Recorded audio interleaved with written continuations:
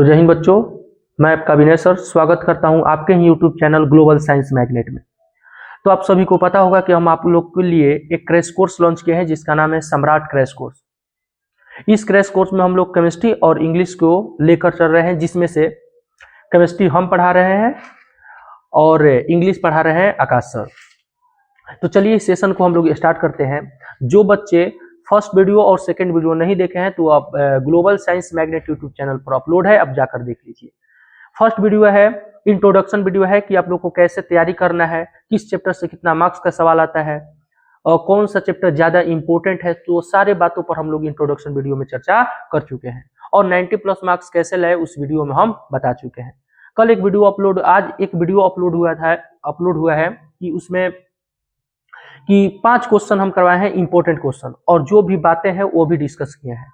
और 5 क्वेश्चन से रिलेटेड जो भी बोर्ड एग्जाम में ऑब्जेक्टिव प्रश्न पूछे गए हैं, 10-15 ऑब्जेक्टिव प्रश्न हम लास्ट में भी करवाए हैं। तो आप लोग उस वीडियो को नहीं देखे हैं तो जाकर उस वीडियो को देख ले। और ऑब्जेक्टिव प्रश्न आपको कितना सही हुआ और कितना गलत हुआ कमेंट बॉक्स में आप लोग वहां पे टाइप कर दीजिएगा। ठीक है, तो चलिए हम इस सेशन को स्टार्ट करते हैं। यह वीडियो है लेक्चर 2 है। इसमें हम क्या पढ़ाएंगे तो आपको अभी हम बता देंगे क्या पढ़ाएंगे। तो चलिए देखिए, हम पढ़ा रहे हैं class 12th chemistry Bihar board 2026, यानी कि जो बच्चे बिहार बोर्ड 2026 में एग्जाम देने वाले हैं, क्लास 12th में है, उनके लिए यह वीडियो मोस्ट इंपोर्टेंट वीडियो होने वाली है। इस क्रैश कोर्स का नाम है सम्राट क्रैश कोर्स। इस क्रैश कोर्स में हम मोस्ट इंपोर्टेंट क्वेश्चन को यहाँ पर डिस्कस कर रहे हैं। मोस्ट इंपोर्टेंट क्वेश्चन के साथ साथ इसका थ्योरी क्या होगा पूरी डिटेल से इस सेशन में हम लेकर आ रहे हैं। तो आप लोग ध्यान से वीडियो देखिए और कॉपी पे नोट कीजिए। प्रश्न आएगा तो यहीं से आएगा, ऑब्जेक्टिव हो या सब्जेक्टिव हो। नेक्स्ट देखिए, यह हम स्टार्ट किए हैं चैप्टर नंबर 1 जिसका नाम है ठोस अवस्था, इंग्लिश में बोलते हैं सॉलिड स्टेट। तो ज्यादा समय ना लेते हुए हम क्लास को क्या करते हैं, स्टार्ट करते हैं। तो चलिए एक टॉपिक बनाइए आप सभी लोग, ठोसों की विद्युत चालकता। टॉपिक बनाइए ठोसों की विद्युत चालकता। विद्युत चालकता, ठोसों की विद्युत चालकता टॉपिक बनाइए। अब ठोसों की विद्युत चालकता है क्या? ठोसों की विद्युत चालकता से आप क्या समझते हैं हमें बताइए। देखिए, विद्युत चालकता जो यहाँ पर शब्द आपको दिखाई दे रहा होगा, विद्युत चालकता का अर्थ क्या होता है? देखिए, विद्युत चालकता का अर्थ होता है विद्युत धारा प्रवाहित करने की क्षमता। विद्युत चालकता का अर्थ क्या होता है? तो विद्युत धारा प्रवाहित करने की क्षमता। समझिए एकदम धीरे धीरे, विद्युत धारा को प्रवाहित करने की क्षमता, प्रवाहित करने की क्षमता। एकदम ध्यान से समझिएगा। हम बोले कि टॉपिक बनवाए कि ठोसों की विद्युत चालकता से आप क्या समझते हैं या ठोसों की विद्युत चालकता क्या है। तो यहाँ पर विद्युत चालकता का अर्थ होता है विद्युत धारा को प्रवाहित करने की क्षमता। लेकिन इसके पहले क्या लगा है, तो ठोस लगा है। क्या लगा है? ठोस। क्या लगा है? ठोस। तो यहाँ पर डिफिनेशन क्या हो जाए कि ठोस में विद्युत धारा प्रवाहित करने की क्षमता को क्या कहा जाता है? ठोसों की विद्युत चालकता। यदि आपको समझ में नहीं आया कि ठोस क्या है तो फर्स्ट वीडियो में हम डिस्कस कर चुके हैं, वो आप लोग जाकर फर्स्ट वीडियो देख लीजिए। देखिए, विद्युत चालकता का अर्थ क्या बताए? विद्युत धारा को प्रवाहित करने की क्षमता। उसके पहले क्या लगा है? ठोस। यानी कि ठोसों में विद्युत धारा प्रवाहित करने की क्षमता को क्या कहा जाता है? ठोसों की विद्युत चालकता कहा जाता है। याद हो गया? ठोसों में विद्युत धारा प्रवाहित करने की क्षमता को क्या कहा जाता है? ठोसों की विद्युत चालकता कहा जाता है। ठीक है, तो चलिए हम लोग क्या करते हैं, डिफिनेशन को लिख लेते हैं। चलिए डिफिनेशन को लिख लेते हैं। चलिए देखिए, डिफिनेशन लिखिए ठोसों में विद्युत धारा प्रवाहित करने की क्षमता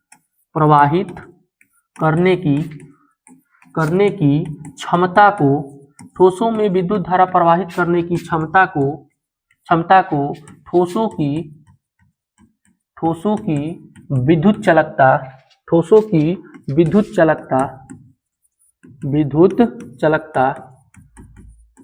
विद्युत चालकता कहा जाता है।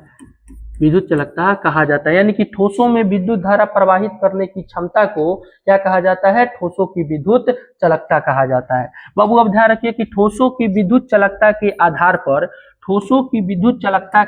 पर यहाँ पर एक और यहाँ पर टिक देकर लिखिएगा, ठोसों की विद्युत चालकता के आधार पर, विद्युत चालकता के आधार पर, चालकता के आधार पर, आधार पर पदार्थ को तीन भागों में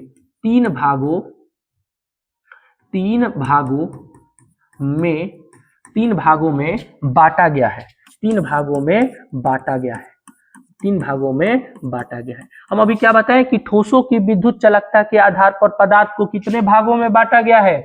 तो आप लोग बोलिएगा कि सर ठोसों की विद्युत चालकता के आधार पर पदार्थ को कितने भागों में बांटा गया है, तीन भागों में बांटा गया है। कौन कौन भाग है जी, तो यहाँ पर समझ लीजिए कि फर्स्ट भाग का नाम है क्या है, आप लोग को पता होगा सुचालक। क्या है, फर्स्ट सुचालक। दूसरा है कुचालक। क्या है, कुचालक। और तीसरा है अर्धचालक। और तीसरा क्या है, अर्धचालक। और तीसरा क्या है, अर्धचालक। यदि इसको इंग्लिश में यदि हम बोले, इसे इंग्लिश में हम बोले तो देखिए, इसको इंग्लिश में बोलते हैं कंडक्टर, इसको बोलते हैं नॉन कंडक्टर, और इसको बोलते हैं सेमीकंडक्टर।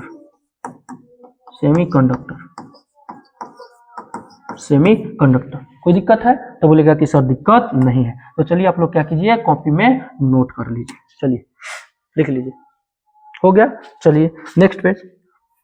अब यहाँ पर इसे हम लिख देते हैं कि चालक क्या है। अगर कोई पूछ दे चालक क्या है या कंडक्टर क्या है, तो आप लोग क्या जवाब दीजिएगा, सॉरी सुचालक लिखे थे, सॉरी।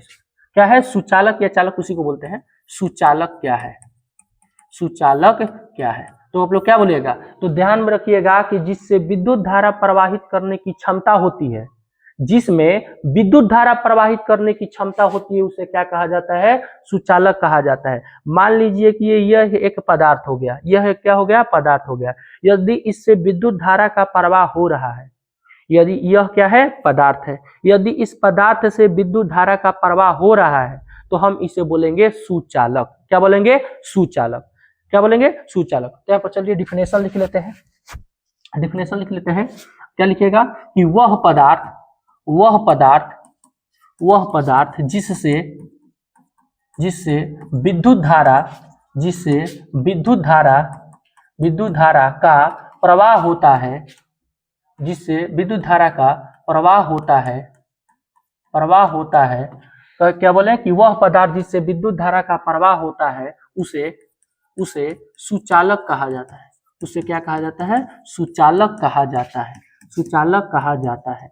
मान लीजिए कि हम एक और पदार्थ ले लेते हैं। मान लीजिए कि एक ये हम पदार्थ ले लिए, तो बताइए अगर इससे विद्युत धारा का प्रवाह होगा, तो बताइए सुचालक है कि कुचालक है। तो आप लोग बोलेंगे कि सर ये सुचालक है। क्यों सुचालक है, क्योंकि इससे विद्युत धारा का क्या हो रहा है, प्रवाह हो रहा है, इसलिए क्या है, सुचालक। तो वह पदार्थ जिससे विद्युत धारा का प्रवाह होता है, विद्युत धारा का प्रवाह होता है, उसे क्या कहा जाता है, सुचालक कहा जाता है। तो आप लोग 10th क्लास में पढ़े होंगे कि बताइए विद्युत का सुचालक कौन कौन होता है, किससे विद्युत धारा का प्रवाह होता है। तब सभी जानते हैं कि विद्युत धारा का प्रवाह किससे होता है, तो जितने भी धातु है, सभी धातुओं से क्या होता है, विद्युत धारा का प्रवाह होता है। सभी धातुओं से विद्युत धारा का क्या होता है, प्रवाह होता है। नेक्स्ट बात देखिए, अगर कोई वैद्युत अपघट्य है, क्या है, वैद्युत अपघट्य, अगर कोई वैद्युत अपघट्य है, तो उससे भी विद्युत धारा का क्या होता है, प्रवाह होता है। तो आप लोग ध्यान रखिएगा कि सुचालक किसे कहते हैं, तो वह पदार्थ जिससे विद्युत धारा का प्रवाह होता है, उसे सुचालक कहा जाता है। जैसे में अगर कोई पूछ दे तो बोलेगा कि सभी धातुएं या वैद्युत अपघट्य का विलयन, वैद्युत अपघट्य का विलयन, वैद्युत अपघट्य का विलयन। अब बोलेगा कि सभी धातु कौन है, तो मान लीजिए कि सोडियम धातु है, मैग्नीशियम धातु है, एल्युमिनियम धातु है, चांदी धातु है, सोना धातु है। तो सभी प्रकार के बहुत सारे धातु होते हैं। ठीक है, तो आप लोग समझ गए सुचालक किसे कहते हैं। तो चलिए इसी में हम लोग कुचालक समझ लेते हैं। कुचालक किसे कहते हैं, देखिए 2 नंबर में कुचालक। कुचालक बताइए, नॉन कंडक्टर यानी कि कुचालक किसे कहते हैं, तो आप लोग क्या बताइएगा। देखिए सुचालक का मतलब हो गया कि वह पदार्थ जिससे विद्युत धारा का प्रवाह होता है, और कुचालक का मतलब क्या हो गया कि वह पदार्थ जिससे विद्युत धारा का प्रवाह नहीं होता है, उसे क्या कहा जाता है, कुचालक कहा जाता है। क्या बोलिएगा कि वह पदार्थ जिससे विद्युत धारा का प्रवाह नहीं होता है उसे क्या कहा जाता है? कुचालक कहा जाता है। यदि बाबू हम पूछ दें कि बताइए जो सूखा लकड़ी होता है उससे विद्युत धारा का प्रवाह होता है, तो बोलेगा कि सर सूखे लकड़ी से तो विद्युत धारा का प्रवाह नहीं होता है। तो जब नहीं होता है तो सूखा लकड़ी क्या हो गया? कुचालक। यदि हम बोलेंगे कि बताइए प्लास्टिक जो होता है, प्लास्टिक से विद्युत धारा का प्रवाह होता है, तो बोलेगा कि सर विद्युत धारा का प्रवाह प्लास्टिक से नहीं होता है। तो प्लास्टिक एक प्रकार का क्या हो गया? कुचालक हो गया। यदि हम पूछ दे बाबू कि बताइए जो रबड़ होता है, रबड़ से विद्युत धारा का प्रवाह होता है, तो बोलिएगा कि सर रबड़ से भी विद्युत धारा का प्रवाह नहीं होता है, इसीलिए रबड़ भी क्या हो गया? कुचालक हो गया। कोई दिक्कत? तो चलिए यहाँ पर डिफिनेशन को हम क्या करते हैं, लिख लेते हैं। तो क्या बोलिएगा कि वह पदार्थ जिससे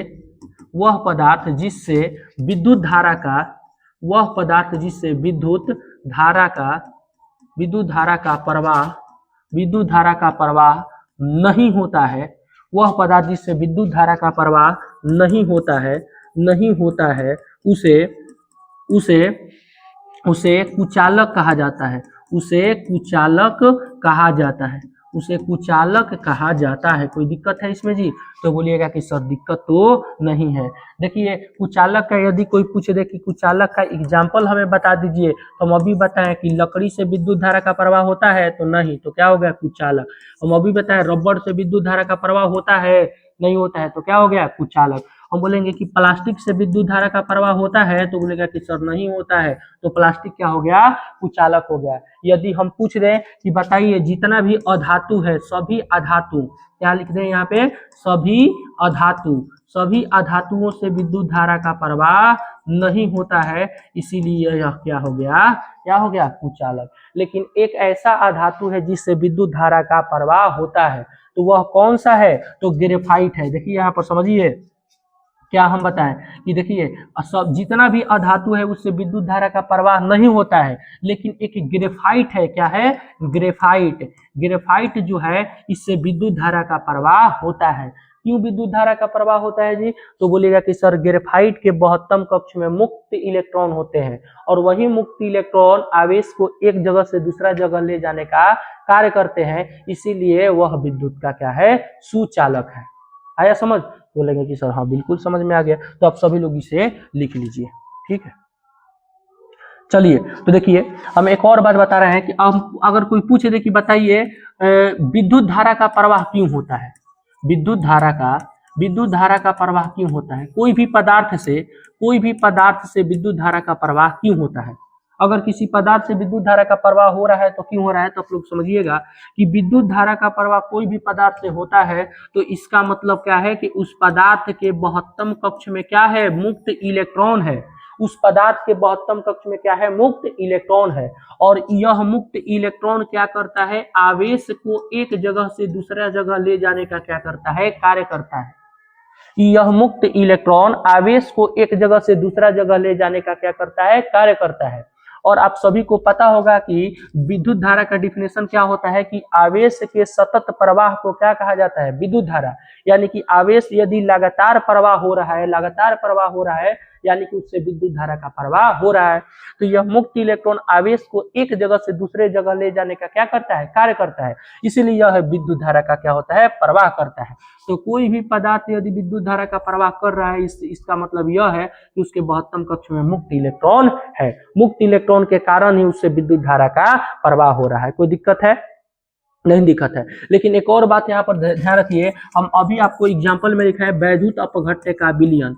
वैद्युत अपघट्य का विलयन। बाबू वैद्युत अपघट्य के विलयन में मुक्त इलेक्ट्रॉन नहीं होता है। वैद्युत अपघट्य के विलयन में मुक्त इलेक्ट्रॉन नहीं होता है, फिर भी इससे विद्युत धारा का प्रवाह होता है। क्यों प्रवाह होता है? तो आप लोग ध्यान में रखिएगा कि वैद्युत अपघट्य के विलयन में मुक्त इलेक्ट्रॉन नहीं होता है, फिर भी उससे विद्युत धारा का प्रवाह होता है, क्योंकि इसमें मुक्त आयन होते हैं। क्या होते हैं? मुक्त आयन होते हैं। ध्यान में रखिएगा कि वैद्युत अपघट्य के विलयन में क्या होते हैं जी? तो मुक्त आयन होते हैं, जिसके कारण मुक्त आयन क्या करता है? आवेश को एक जगह से दूसरा जगह ले जाने का कार्य करता है। इसीलिए वैद्युत अपघट्य के विलयन से विद्युत धारा का प्रवाह होता है। तो यहाँ से एक प्रश्न भी पूछा है कि बताइए सभी धातुओं से विद्युत धारा का प्रवाह क्यों होता है, तो आप लोग बोलिएगा कि मुक्त इलेक्ट्रॉन के कारण।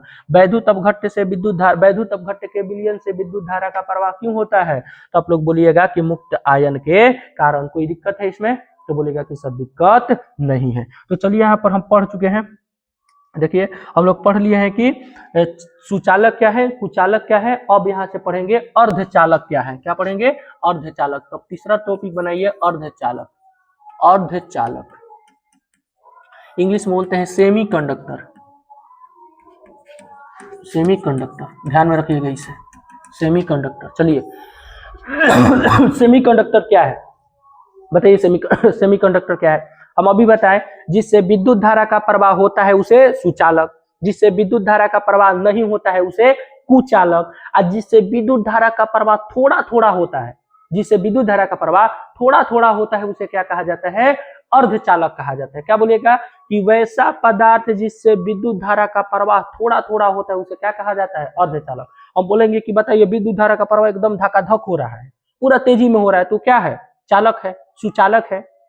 अगर उससे विद्युत धारा का प्रवाह नहीं हो रहा है तो क्या है, कुचालक है। अगर जिससे विद्युत धारा का प्रवाह एकदम स्लोली धीरे धीरे हो रहा है तो क्या है, अर्धचालक है। क्या है, अर्धचालक है। तो लिखिए कि वह पदार्थ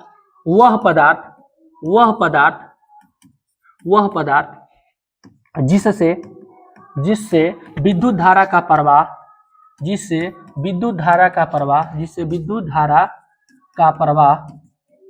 धीरे धीरे होता है, जिससे विद्युत धारा का प्रवाह धीरे धीरे होता है, जिससे विद्युत धारा का प्रवाह धीरे धीरे होता है, उसे अर्धचालक कहा जाता है, उसे अर्धचालक कहा जाता है, उसे अर्धचालक कहा जाता है।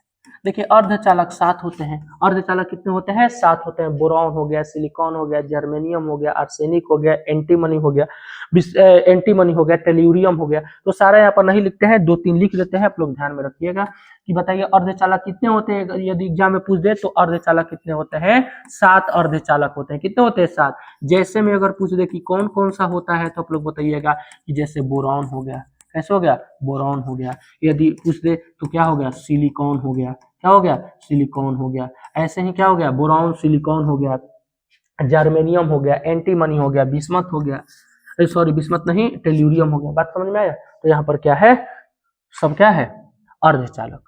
कोई दिक्कत है इसमें, तो बोलेगा कि सर दिक्कत तो नहीं है, दिक्कत नहीं है। तो चलिए यहाँ पर इसको क्या कीजिए, आप लोग लिख लीजिए।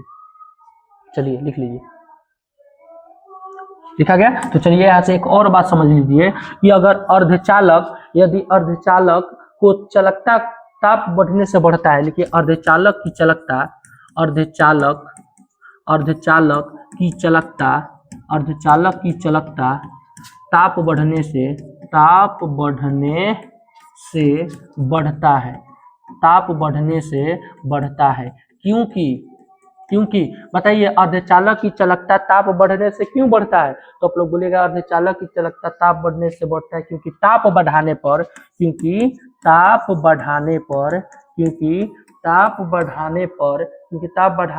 इलेक्ट्रॉन की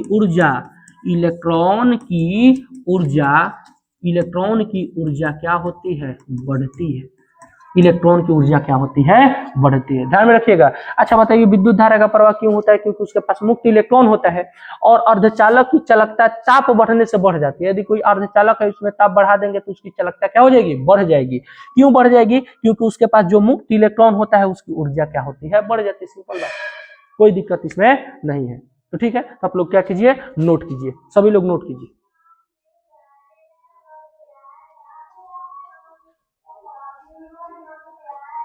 हो गया। तो चलिए एक और नोट लिखिए, परम शून्य ताप पर, परम शून्य ताप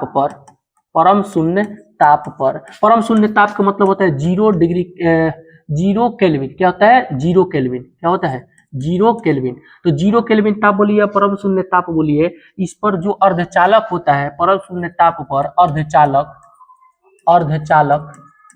अर्धचालक विद्युत के कुचालक होते हैं। क्या होते हैं, विद्युत के कुचालक होते हैं।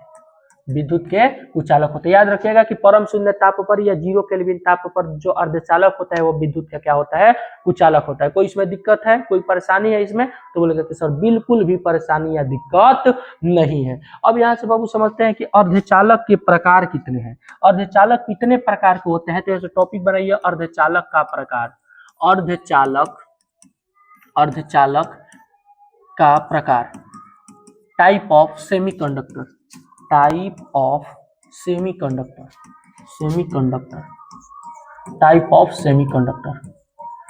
अर्धचालक आखिर कितने प्रकार के होते हैं बताइए। तो अर्धचालक बाबू दो प्रकार के होता है, एक होता है आंतरिक अर्धचालक और दूसरा होता है बाह्य अर्धचालक। अर्धचालक कितने प्रकार के होते हैं, तो दो प्रकार के, एक होता है आंतरिक अर्धचालक, आंतरिक अर्धचालक, आंतरिक अर्धचालक को ही हम लोग बोलते हैं नैज अर्धचालक। क्या बोलते हैं इसको, नैज अर्धचालक, इसको बोलते हैं नैज अर्धचालक। तो आप लोग याद रखिएगा, इसको भी आप लोग क्या कीजिएगा, याद रखिएगा। आंतरिक अर्धचालक को क्या बोलते हैं, नैज अर्धचालक। दूसरा क्या होता है, बाह्य अर्धचालक, अभी हम आपको बताएं, बाह्य अर्धचालक, बाह्य अर्धचालक। ठीक है, तो अर्धचालक के प्रकार हो गया। तो यहाँ पर अर्धचालक अर्धचालक कितने प्रकार के होते हैं जी, तो अर्धचालक यहाँ से दो प्रकार का होता है। कितने प्रकार का होता है, दो प्रकार। तो ऐसे लिख लीजिएगा कि अर्धचालक दो प्रकार के होते हैं। पहला हो गया आंतरिक अर्धचालक और दूसरा हो गया बाह्य अर्धचालक। चलिए हम लिख ही देते हैं, नहीं तो आप लोग कंफ्यूज हो जाइएगा। चलिए, अर्धचालक कितने प्रकार के होते हैं, तो दो प्रकार के होते हैं। चलिए लिख लेते हैं, लिखिए यहाँ से, अर्धचालक, अर्धचालक दो प्रकार के होते हैं, दो प्रकार के होते हैं। अर्धचालक दो प्रकार के होते हैं, पहला आंतरिक अर्धचालक और दूसरा बाह्य अर्धचालक। आंतरिक अर्धचालक और बाह्य अर्धचालक, तो लिख लीजिए, हो गया। तो चलिए टॉपिक बनाइए अगला, आंतरिक अर्धचालक क्या है।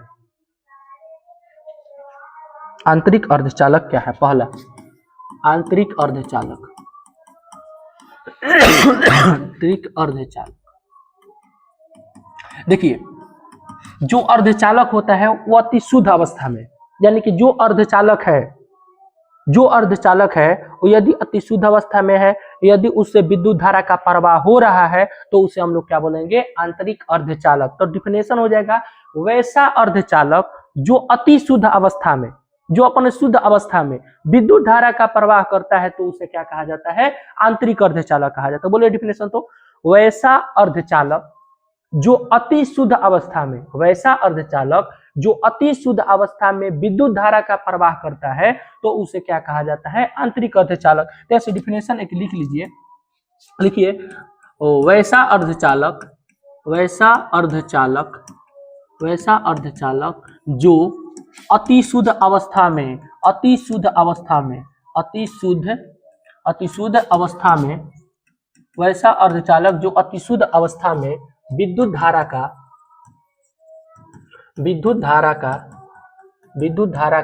प्रवाह करता है, विद्युत धारा का प्रवाह करता है, विद्युत धारा का प्रवाह करता है, उसे आंतरिक अर्धचालक कहा जाता है, उसे आंतरिक अर्धचालक कहा जाता है, उसे आंतरिक अर्धचालक कहा जाता है।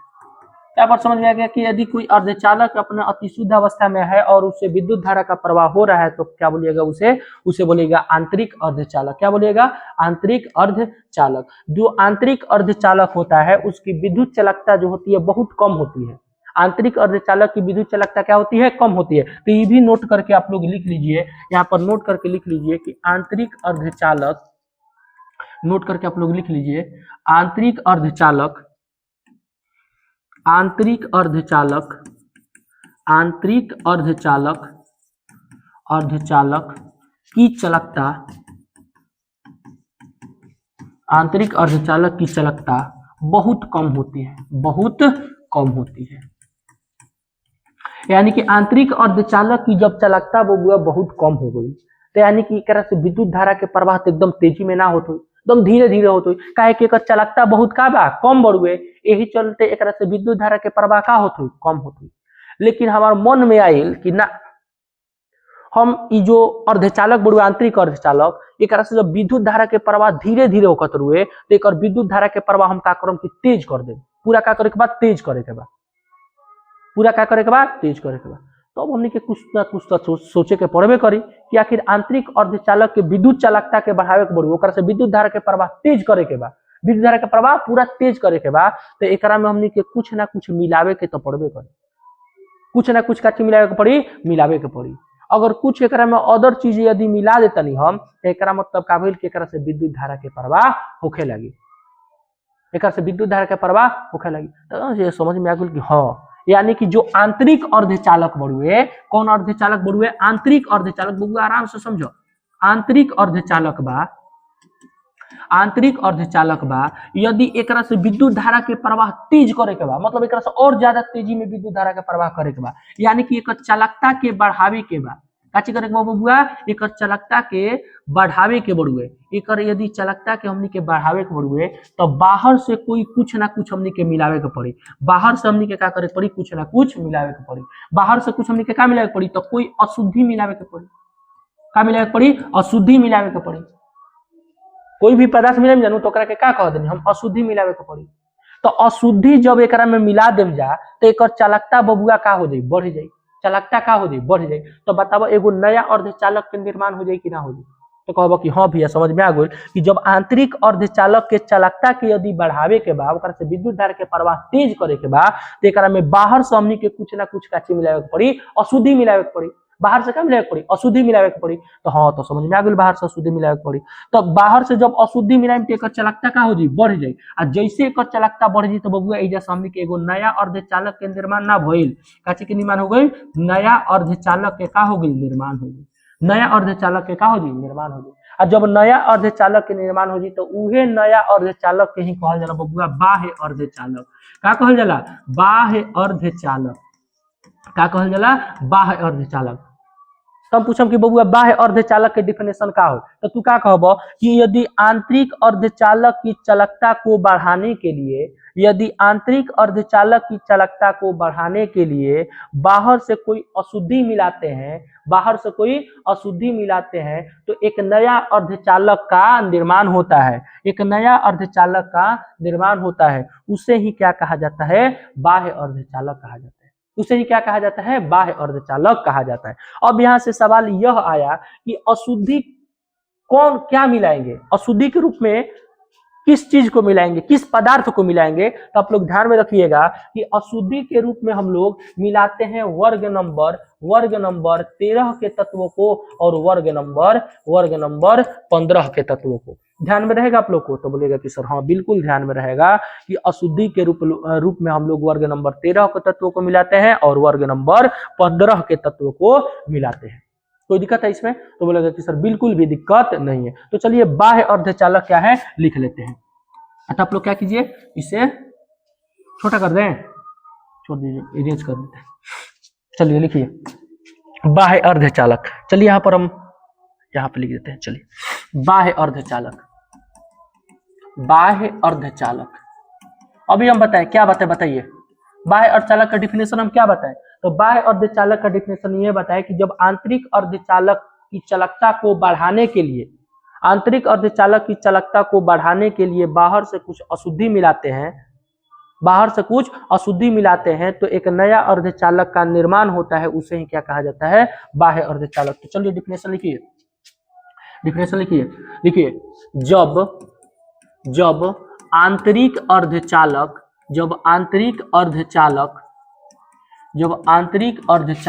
की चालकता को बढ़ाने के लिए, आंतरिक अर्धचालक की चालकता को बढ़ाने के लिए,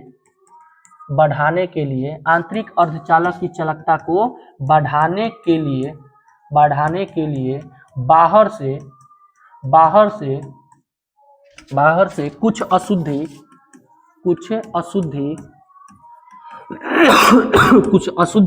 मिलाते हैं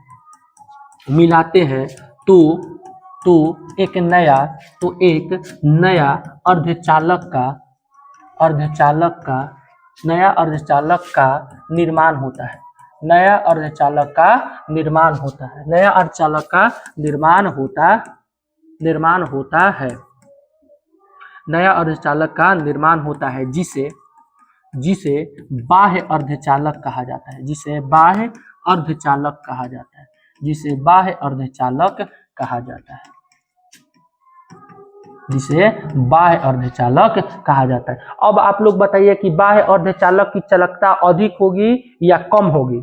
तो बोलेगा कि सर बाह्य अर्धचालक की चालकता क्या होगी? अधिक होगी। तो यहाँ से नोट करके लिख लीजिए कि बाह्य अर्धचालक की चालकता अधिक होती है। यहाँ से नोट करके क्या लिखिएगा कि बाह्य अर्धचालक की चालकता, बाह्य अर्धचालक की चालकता अधिक होती है, सॉरी अधिक होती है। थोड़ा तबीयत सही नहीं है, कोई दिक्कत बाबू हुआ तो लिखे दिक्कत। बिल्कुल हमारे समझ में आ गई कि बाह्य अर्धचालक केकरा के कहल जाला और आंतरिक अर्धचालक केकरा कहल जाला। अगर कोई अर्धचालक अति शुद्ध अवस्था में विद्युत धारा के प्रवाह करत रहे तो ओकरा के आंतरिक अर्धचालक, और अगर उहे अर्धचालक के देखो आंतरिक अर्धचालक के चालकता का होखेला कम, यदि ओकर चालकता के बढ़ावे के बढ़ुए तो चालकता के बढ़ावे के बढ़ुए तो बाहर से कोई का मिलाई? अशुद्धि मिलाई। जैसे बाहर से अशुद्धि मिलैनी तो एगो नया प्रकार के अर्धचालक के निर्माण भइल, उहे अर्धचालक के का कहल जाला? बाह्य अर्धचालक। अच्छा बबुआ, हम अशुद्धि मिलैनी है तो अशुद्धि जब मिलैनी है तो नया अर्धचालक के निर्माण भइला, तो जब कोनो ना कोनो प्रक्रिया भइल हुई नो, इहे प्रक्रिया के कहल जाला बबुआ डोपिंग या अपमिश्रण। क्या कहल जाला? डोपिंग या अपमिश्रण। तो नया इधर से एगो टॉपिक बनाओ, डोपिंग या अपमिश्रण क्या है, जो कि बोर्ड एग्जाम में पूछा गया सवाल है। डोपिंग डोपिंग हिंदी में ही लिखता है डोपिंग, डोपिंग या अपमिश्रण, डोपिंग या अपमिश्रण क्या है? डोपिंग या अपमिश्रण क्या है? प्रश्न पूछता है डोपिंग या अपमिश्रण क्या है। तो अभी हम बताएं, क्या बताएं? बताइए क्या बताएं हम? तो बोलेंगे कि सर आप ये बताएं कि जब आंतरिक अर्ध कोई चालक है, आंतरिक अर्धचालक है, आंतरिक अर्धचालक है, अगर इसमें आंतरिक अर्धचालक है, इसमें बाहर से हम क्या मिलाते हैं? अशुद्धि मिलाते हैं। बाहर से क्या मिलाते हैं? अशुद्धि मिलाते हैं। बाहर से क्या मिलाते हैं? अशुद्धि मिलाते हैं। क्यों मिलाते हैं अशुद्धि? तो इसकी चालकता को बढ़ाने के लिए, चालकता को क्या करने के लिए? बढ़ाने के लिए। बाहर से क्यों अशुद्धि मिलाते हैं? तो बोलेगा कि चालकता को क्या करने के लिए? बढ़ाने के लिए। जब अशुद्धि जब मिलाएं तो एक नया अर्धचालक का क्या हो गया? निर्माण हो गया। नया अर्धचालक का क्या हुआ? निर्माण हुआ। नया अर्धचालक का निर्माण हुआ। नया अर्धचालक का निर्माण हुआ। तो इसी प्रक्रिया जो हुई, यह जो प्रक्रिया हुई, यही प्रक्रिया को क्या कहा जाता है? अशुद्धि मिलाने की जो प्रक्रिया है, इसी प्रक्रिया को क्या कहा जाता है? डोपिंग कहा जाता है। क्या कहा जाता है? डोपिंग कहा जाता है। तो डिफिनेशन यहाँ से डिफिनेशन क्लियर हो जाएगा कि आंतरिक अर्धचालक की चालकता को बढ़ाने के लिए, आंतरिक अर्धचालक की चालकता को बढ़ाने के लिए बाहर से अशुद्धि मिलाते हैं तो इस प्रक्रिया को क्या कहा जाता है? डोपिंग कहा जाता है। क्या कहा जाता है? डोपिंग। तो चलिए लिख लीजिए, लिखिए डिफिनेशन, लिखिए डिफिनेशन। क्या लिखिएगा? लिखिए डिफिनेशन कि यदि अर्धचालक की चालकता को बढ़ाने के लिए, यदि अर्धचालक की चालकता को बढ़ाने के लिए, अर्धचालक की चालकता को बढ़ाने के लिए, अर्धचालक की चालकता को बढ़ाने के लिए, अर्धचालक की चालकता को बढ़ाने के लिए बाहर से अर्धचालक की चालकता को बढ़ाने के लिए बाहर से अशुद्धि मिलाने की प्रक्रिया को, अशुद्धि मिलाने की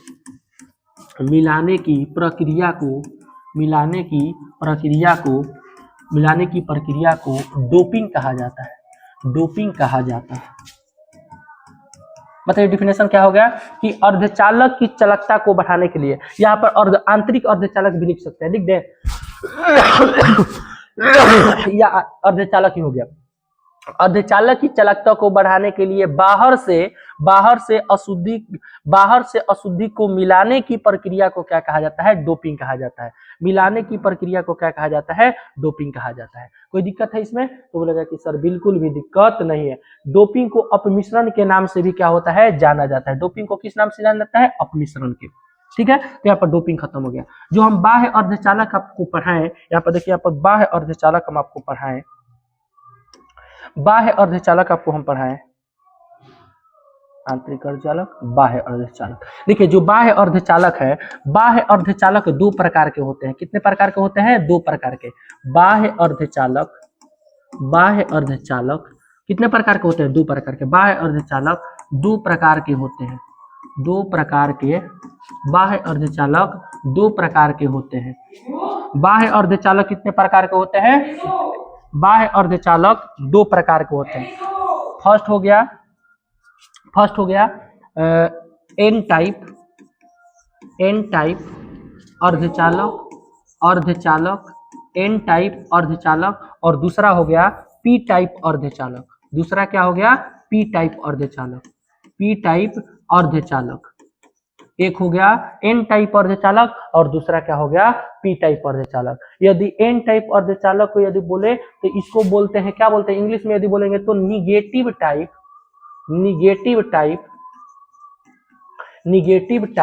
semiconductor, negative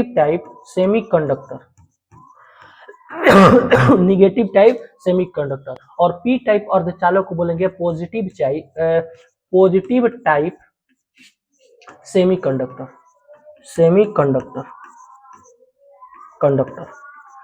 positive type semiconductor. तो चलिए आप लोग क्या कीजिए, लिख लीजिए। ठीक है, तो हो गया होगा। तो चलिए यहाँ पर पढ़ा दिए डोपिंग क्या है। तो चलिए अब यहाँ से स्टार्ट करते हैं हम पहला एन टाइप सेमीकंडक्टर, जो कि मोस्ट इंपोर्टेंट है। एन टाइप सेमीकंडक्टर या एन टाइप अर्धचालक, एन टाइप अर्धचालक ही लिखते हैं। एन टाइप अर्धचालक क्या है? एन टाइप अर्धचालक क्या है? तो चलिए पहले अर्धचालक क्या है हमें बता दीजिए। तो बोलेगा कि सर जेकरा से विद्युत धारा के प्रवाह तब धीरे धीरे होके ओकरा के का कहल जाला? ओकरा का कहल जाला? अर्धचालक। तो विद्युत अर्धचालक कौन कौन बड़ुए? तो कहबो कि सर सिलिकॉन बड़ुए, बोरॉन बड़ुए, जर्मेनियम बड़ुए, आर्सेनिक बड़ुए, बहुत सारा बड़ुए। तो हम एक एग्जांपल ले लेनी काची बबुआ सिलिकॉन काची के, तो अर्धचालक के एगो एग्जांपल लेनी सिलिकॉन। सिलिकॉन बबुआ कौन वर्ग के तत्व है? अब तू बता देबो कि वर्ग नंबर क के तत्व हटुए 14 के तत्व। वर्ग नंबर क के तत्व हटुए 14 के तत्व। तो समझिए हम अभी बताइए एन टाइप सेमीकंडक्टर। तो एन टाइप सेमीकंडक्टर जो बड़ुए वो बाह्य अर्धचालक है। बाह्य अर्धचालक कैसे बनेला? तो बाहर से कोई हमने के का मिले ले जा, अशुद्धि मिले ले जा तबे बनेला। तो कहबो कि हां भैया, तो ई तो समझ में आ गेल हमार। तो मान लो कि वर्ग नंबर 14 के तत्व बड़ुए, क के तत्व बड़ुए वर्ग नंबर 14 के, और हमने के अशुद्धि के रूप में वर्ग नंबर क के तत्व मिले नहीं जा, तो वर्ग नंबर 15 के तत्व मिले नहीं जा। अशुद्धि के रूप में कौन वर्ग के तत्व मिले नहीं जा? तो वर्ग नंबर 15 के तत्व मिले नहीं जा। वर्ग नंबर 15 में कौन कौन से तत्व आवेला? तो याद रखिए,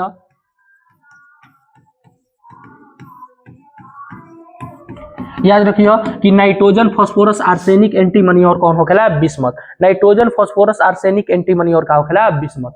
तो यानी कि वर्ग 15 के तत्व में से हम एगो कौन मिला देनी बबुआ? फास्फोरस मिला देनी। का मिला देनी? फास्फोरस। वर्ग नंबर 15 के तत्व में से हम का मिला देनी?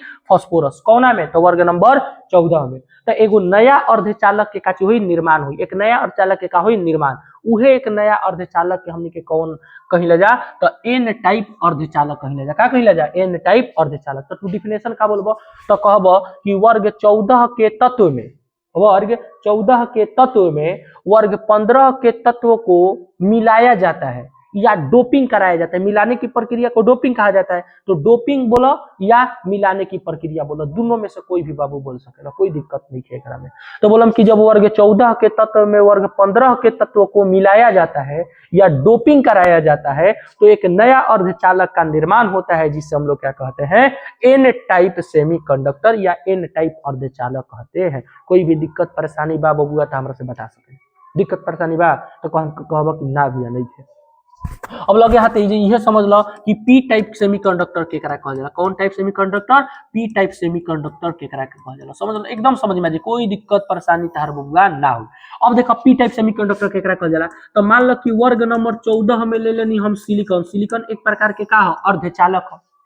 अब ई वाला अर्धचालक में बबुआ अशुद्धि के रूप में हम मिलावत निकाची वर्ग नंबर 13 के तत्व। वर्ग नंबर कौ के तत्व? 13 के तत्व। वर्ग नंबर 13 में आवेला बोरॉन, एल्युमिनियम, बैगन, आलू, गाजर, इन थैला। जब आवर्तन इन थैला समझिए, तो आता है बोरॉन, एल्युमिनियम, गैलियम, इंडियम और कौन सा आता है? थैलियम आता है। बोरॉन, एल्युमिनियम, गैलियम, इंडियम और थैलियम। तो मान लीजिए कि वर्ग 13 के तत्व में से एक तत्व उठा लेते हैं एल्युमिनियम। क्या उठा लेते हैं? एल्युमिनियम। तो अब समझिए कि पी टाइप अर्धचालक क्या है। तो मान लीजिए कि वर्ग 14 के तत्व में वर्ग 15 के तत्व का हमने क्या करेंगे बबुआ, मिला देंगे या डोपिंग करा देंगे। आ जैसे डोपिंग हमने के करी जाते एगो नया अर्धचालक के का भइल निर्माण भइल, एगो नया अर्धचालक के का भइल निर्माण भइल। उहे अर्धचालक के बबुआ हमने के कहिल जा पी टाइप अर्धचालक। क्या कहले जा? पी टाइप अर्धचालक।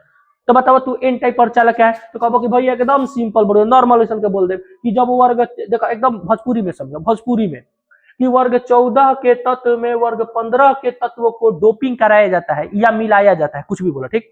वर्ग 14 के तत्व में वर्ग 15 के तत्व को डोपिंग कराया जाता है, तो जो नया अर्धचालक प्राप्त होता है उसी अर्धचालक को एन टाइप अर्धचालक कहा जाता है।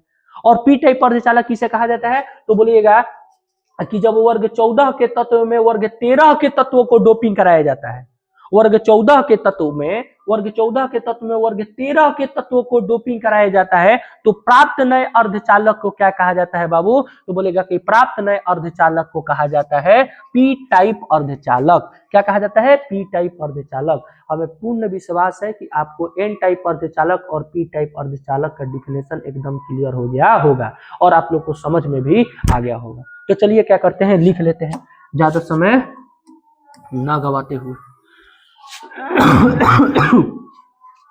तो चलिए क्या लिखेंगे, क्या लिखेंगे बताइए? क्या है? एन टाइप अर्धचालक। लिखिए वर्ग 14 के तत्व के साथ, वर्ग 14 के तत्व के साथ, वर्ग 14 के तत्व के साथ, तत्व के साथ वर्ग 15 के तत्व, वर्ग 15 के तत्व। अच्छा यहाँ पर लिख देते हैं वर्ग 14 जैसे हम लिखे, यहाँ पे देखिए, यहाँ पे वर्ग 14 हम जैसे लिखे तो कोष्ठ में लिख देते हैं हम सिलिकॉन लिख देते हैं। क्या लिख देते हैं? सिलिकॉन। और यहाँ पर 15 लिखे तो हम यहाँ पर लिख देते हैं, क्या लिख देते हैं? फास्फोरस लिख देते हैं कि आप लोग को एकदम क्लियर हो जाए, ठीक है, कोई दिक्कत ना हो, ठीक है। तो यहाँ पर इसको हम अंडरलाइन भी कर देते हैं आपको अलग कलर से कर देते हैं।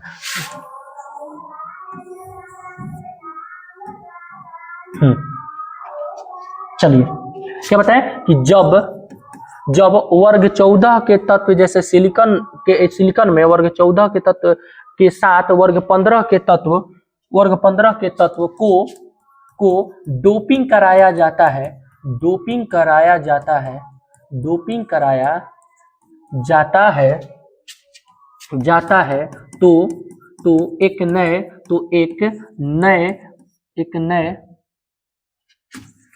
नए अर्धचालक का, एक नए अर्धचालक का निर्माण होता है, निर्माण होता है, नए अर्धचालक का निर्माण होता है। उसे क्या कहते हैं? जो नए अर्धचालक का निर्माण होता है उसे क्या कहते हैं? उसे एन टाइप अर्धचालक कहा जाता है, उसे एन टाइप अर्धचालक कहा जाता है,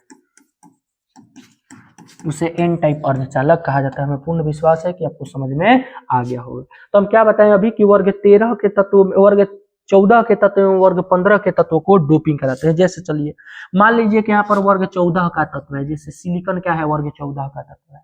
यहाँ पर भी क्या है? सिलिकॉन है, वर्ग 14 का तत्व। यहाँ पर भी सिलिकॉन है, वर्ग की कौन सा तत्व है? वर्ग 14 का तत्व है। कोई दिक्कत है इसमें? नहीं। एक और यहाँ पर हम लिख देते हैं सिलिकॉन है, इसमें कौन सा तत्व है? वर्ग 14 का तत्व है। चलिए फिर यहाँ पर लिख देते हैं सिलिकॉन। समझिए, हम समझा देंगे क्या बोल रहे हैं क्या नहीं बोल रहे हैं।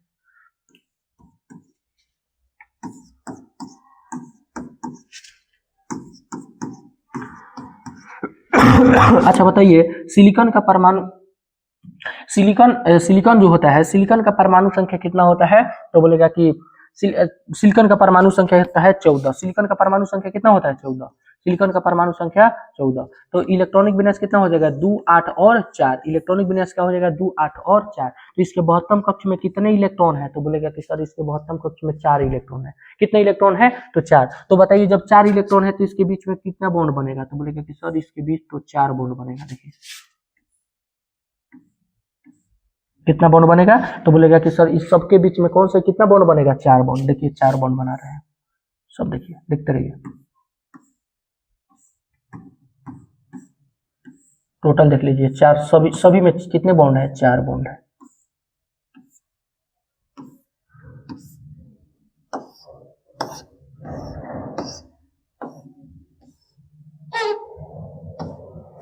कितने बॉन्ड है? 4 बॉन्ड है। सभी में कितने बॉन्ड है? 4 बॉन्ड है। अब बताइए, ये तो हो गया वर्ग 14 का तत्व। बाबू कौन सा तत्व हो गया? वर्ग 14 का तत्व। लेकिन वो इसमें किस तत्व को मिलाता है? वर्ग नंबर 15, जैसे हो गया फास्फोरस। कैसे हो गया? फास्फोरस। तो आप बताइए कि फास्फोरस का परमाणु संख्या कितना होता है? 15। जब इसका इलेक्ट्रॉनिक विन्यास लिखेंगे तो 2 8 और कितना हो जाएगा? 5। 2 8 और कितना हो जाएगा? 5 हो जाएगा। तो इसके 72 कक्ष में कितने इलेक्ट्रॉन हो गए? तो बोलेगा कि सर 5 इलेक्ट्रॉन हो गए। तो जब बाबू 5 इलेक्ट्रॉन हुआ तो बताइए यह 5 इलेक्ट्रॉन में से 4 इलेक्ट्रॉन तो इससे बॉन्ड बना लिया, सिलिकॉन से बॉन्ड बना लिया ना जी। देखिए 5 इलेक्ट्रॉन इसके पास है तो 4 इलेक्ट्रॉन सीधे देखिए सिलिकॉन के 72 कक्ष में कितने हैं? 4 इलेक्ट्रॉन। अब फास्फोरस के 72 कक्ष में कितने हैं? 5 इलेक्ट्रॉन। तो इससे 4 इलेक्ट्रॉन से बॉन्ड क्या कर लिया? बना लिया। तो फास्फोरस के पास कितना इलेक्ट्रॉन बच गया? तो फास्फोरस के पास बोलेगा कि सर फास्फोरस के पास 1 इलेक्ट्रॉन क्या हो गया? बच गया। 1 इलेक्ट्रॉन क्या हो गया? बच गया। बचा कि नहीं बचा? 1 इलेक्ट्रॉन, इलेक्ट्रॉन बच गया ना। तो इसी कारण से यहाँ पर क्या बच गया? 1 इलेक्ट्रॉन बच गया। इसी कारण से यहाँ पर इलेक्ट्रॉन है, इलेक्ट्रॉन कैसा होता है? निगेटिव होता है। इसीलिए इस अर्धचालक को निगेटिव टाइप सेमीकंडक्टर या निगेटिव टाइप अर्धचालक कहा जाता है। एन प्रकार का अर्धचालक कहा जाता है। कोई दिक्कत है? क्यों कहा जाता है एन प्रकार का अर्धचालक? तो बोलिएगा, क्या बोलिएगा बताइए? तो बोलिएगा कि वर्ग 14 के तत्व में वर्ग 15 के तत्व को जब मिलाते हैं, वर्ग 14 के तत्व को मिलाते हैं तो फास्फोरस के पास जो 5 इलेक्ट्रॉन होता है वह सिलिकॉन के 72 कक्ष में 4 इलेक्ट्रॉन के साथ बॉन्ड शेयरिंग करके क्या कर लेता है? बॉन्ड बना लेता है। और फास्फोरस के पास 1 इलेक्ट्रॉन क्या होता है? बच जाता है। 1 इलेक्ट्रॉन मुक्त इलेक्ट्रॉन बच जाता है, जिसके कारण मुक्त इलेक्ट्रॉन बच जाता है, जिसके कारण इसकी चालकता क्या होती है? बढ़ जाती है। यही मुक्त इलेक्ट्रॉन क्या करता है? ये आवेश को एक जगह से दूसरे जगह प्रवाहित करने का काम करता है। अब जब आवेश एक जगह से दूसरे जगह प्रवाहित होगा तो इससे विद्युत धारा का प्रवाह होने लगता है। क्यों होने लगता है? क्योंकि फास्फोरस के पास यहाँ पर क्या है? मुक्त इलेक्ट्रॉन है, जिसके कारण इससे विद्युत धारा का प्रवाह हो रहा है। ठीक है, कोई दिक्कत नहीं? दिक्कत है। और इलेक्ट्रॉन कैसा होता है? निगेटिव होता है, माइनस होता है। इसीलिए इसे क्या कहा जाता है? Negative type semiconductor. तो हमें पूर्ण विश्वास है कि आपको यह बात समझ में आ गया होगा। यह पूर्ण विश्वास है कि यह बात समझ में आपको आ गया होगा। कोई दिक्कत है तो बताइए। तो लेकिन सर दिक्कत नहीं है, तो इसे क्या कीजिए? आप लोग नोट कर लीजिए। इसे क्या कीजिए? नोट कर लीजिए।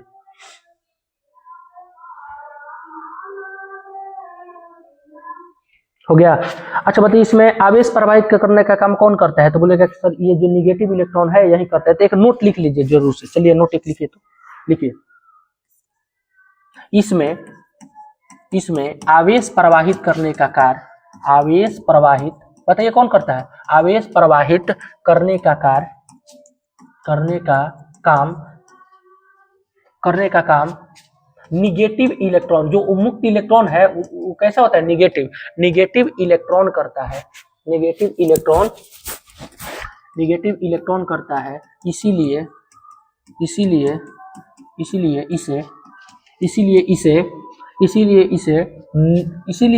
इस अर्धचालक को,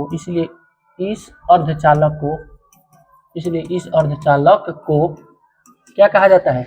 एन टाइप अर्धचालक, यानी कि निगेटिव टाइप अर्धचालक, निगेटिव टाइप अर्धचालक कहा जाता है। निगेटिव टाइप अर्धचालक कहा जाता है।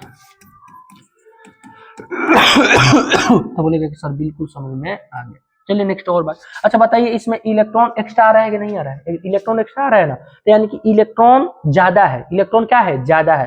तो इसीलिए इसको बोलते हैं इलेक्ट्रॉन धनी अर्धचालक। क्या बोलते हैं? इलेक्ट्रॉन धनी अर्धचालक। इसे किस नाम से जाना जाता है? इलेक्ट्रॉन धनी अशुद्धि के नाम से। लिखिए,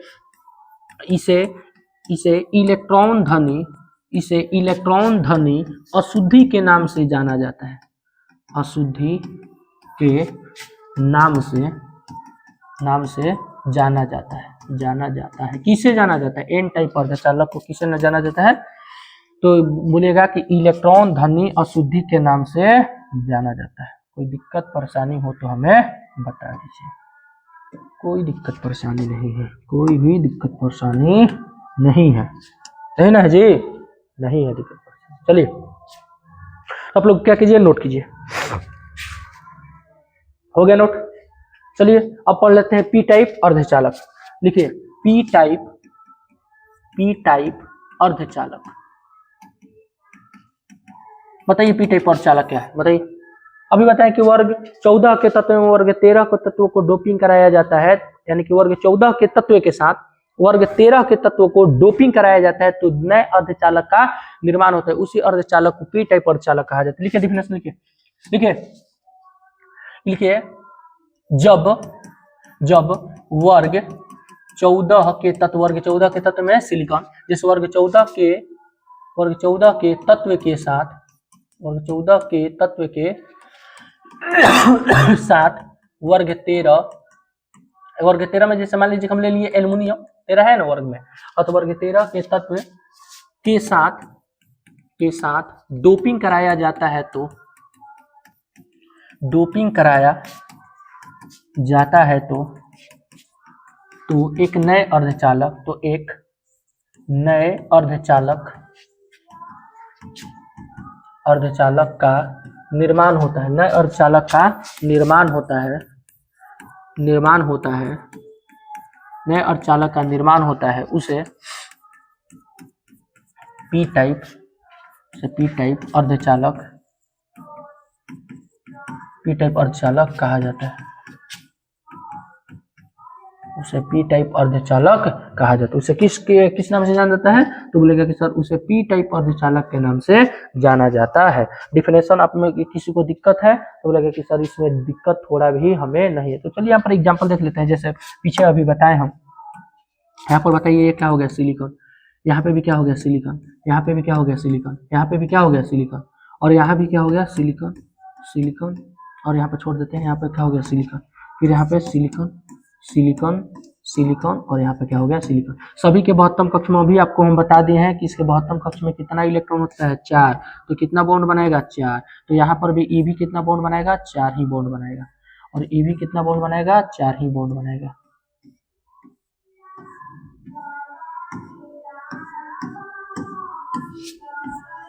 देख लीजिए सब कितना बॉन्ड बना रहा है, सब 4 बॉन्ड बना रहा है, कोई भी कम बॉन्ड नहीं बनाएगा।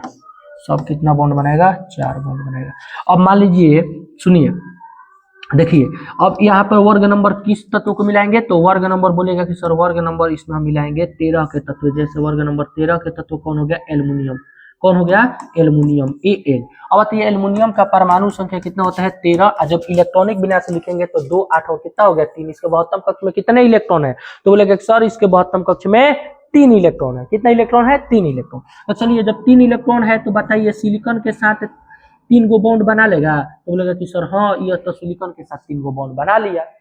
लेकिन यहाँ पर अब क्या होता है, 3 गो बॉन्ड तो बना लिया, तो यहाँ पर तीनों इलेक्ट्रॉन इसका खत्म हो गया, तो यहाँ पर एक होल बन जाता है। यहाँ पर एक क्या बन जाता है, होल बन जाता है। क्या बन जाता है, होल बन जाता है, जिसे हम लोग बोलते हैं कोटर। क्या बोलते हैं, कोटर। यहाँ पर एक क्या बन गया, तो बोलेगा कि सर यहाँ पर एक होल बन गया। क्या बन गया, होल। देखिए यहाँ पर क्या बन गया, होल बन गया।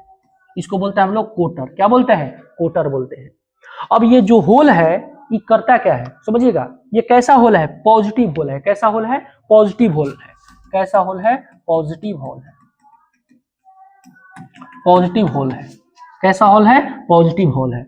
अब ये पॉजिटिव होल क्या करता है, यह आवेश को एक जगह से दूसरा जगह ले जाने का कार्य करता है। बताइए क्या बोले हम, कि जो होल है वह इलेक्ट्रॉन को आवेश को एक जगह से दूसरा जगह ले जाने का क्या करता है, कार्य करता है। तो बताइए जब आवेश एक जगह से दूसरा जगह जाएगा तो इससे विद्युत धारा का प्रवाह होगा कि नहीं होगा, तो बोलेगा कि सर हाँ बिल्कुल होगा। तो और यहाँ पर होल के कारण विद्युत धारा का प्रवाह क्या हो जाता है, तेज हो जाता है। क्यों, क्योंकि यह आवेश को एक जगह से दूसरा जगह ले जाने का कार्य करता है। कोई दिक्कत है इसमें, तो बोलेगा सर बिल्कुल भी दिक्कत नहीं है। तो आप लोग क्या कीजिए कि नोट कीजिए, नोट कीजिए, जल्दी जल्दी नोट कीजिए।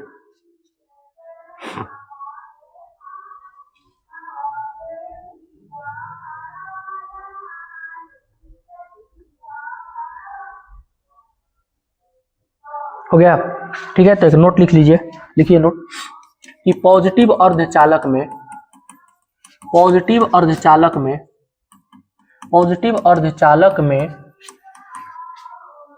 आवेश को आवेश को प्रवाहित करने का कार्य,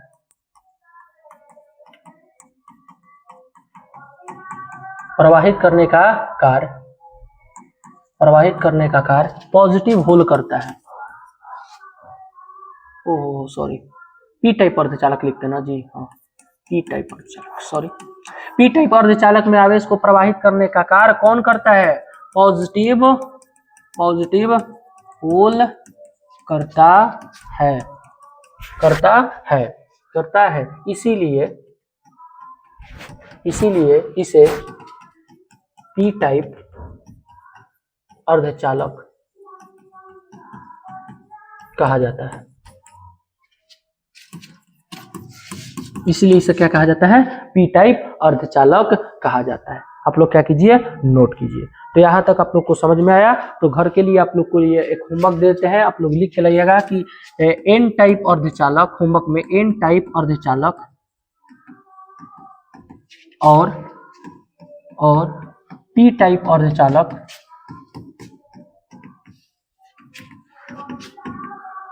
में अंतर लिखें।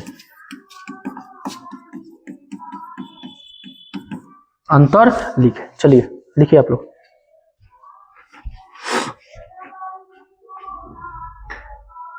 हो गया जी? तो लगेगा कि सर हो गया, ठीक है। तो चलिए नेक्स्ट टॉपिक हो गया। नेक्स्ट टॉपिक, और जैसे एक आपको एक इमेज दिखा देते हैं। चलिए ये वाला इमेज देखिए। वैसे आपको हम समझा दिए हैं, लेकिन फिर भी देखिए। हाँ देखिए, ये हो गया पी टाइप अर्धचालक, ये हो गया एन टाइप अर्धचालक। एन टाइप अर्धचालक क्यों हो गया? क्योंकि सिलिकॉन में यहाँ पर क्या मिलाया गया? आर्सेनिक मिलाया गया, यानी कि वर्ग नंबर कौ का तत्व है? 15 का तत्व है। वर्ग नंबर 15 के तत्व में देखिए ये क्या हो गया? बॉन्ड बना लिया है। दोनों इलेक्ट्रॉन देखिए, 4 इलेक्ट्रॉन इसके पास है, इसके पास भी 1 इलेक्ट्रॉन, इसके पास भी 1 इलेक्ट्रॉन, इसके पास भी 1 इलेक्ट्रॉन। ये चारों से क्या बना लिया है? बॉन्ड बना लिया है। लेकिन आर्सेनिक के पास तो 5 इलेक्ट्रॉन होता है, यानी कि यहाँ पर 1 इलेक्ट्रॉन रह गया। इसी इलेक्ट्रॉन के कारण आवेश एक जगह से दूसरे जगह प्रवाहित करने का कार्य करता है, जिसके कारण इससे विद्युत धारा का प्रवाह होता है। लेकिन देखिए इसमें जो एल्युमिनियम है, एल्युमिनियम देखिए 3 गो तो बॉन्ड बना लिया है, 3 इलेक्ट्रॉन है, लेकिन यहाँ पर एक कौन सा होल बन जाता है? पॉजिटिव होल बन जाता है, जिसके कारण पॉजिटिव होल से ही यहाँ से क्या होती है? पॉजिटिव होल से ही क्या होता है? आवेश प्रवाहित होता है। क्या प्रवाहित होता है? तो लगे कि सर पॉजिटिव होल से ही आवेश प्रवाहित होता है, जिससे इससे विद्युत धारा का प्रवाह होता है। कोई दिक्कत है इसमें? तो लगे कि सर बिल्कुल भी दिक्कत नहीं है। तो चलिए नेक्स्ट टॉपिक पढ़ते हैं हम। नेक्स्ट टॉपिक रहने देते हैं। चलिए काफी समय हो गया, तो आप लोग क्या कीजिए, रिवीजन कीजिए और मन लगा के पढ़िए। बाकी धन्यवाद, नमस्कार, जय हिंद।